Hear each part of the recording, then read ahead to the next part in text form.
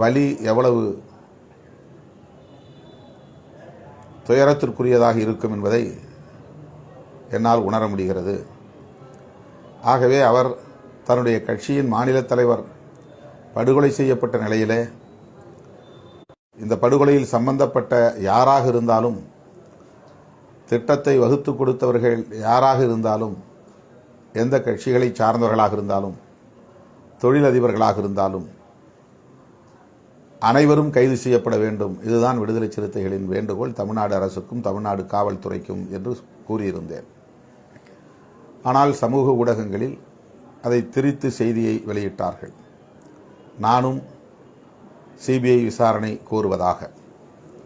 CBI விசாரணையை பகுஜன் சமாஜ் கட்சி கோருவது தவறில்லை. அதை நாம் ஒருபோதும் விமர்சன கண்ணோட்டத்தோடு பார்க்க முடியாது. இந்த கொலை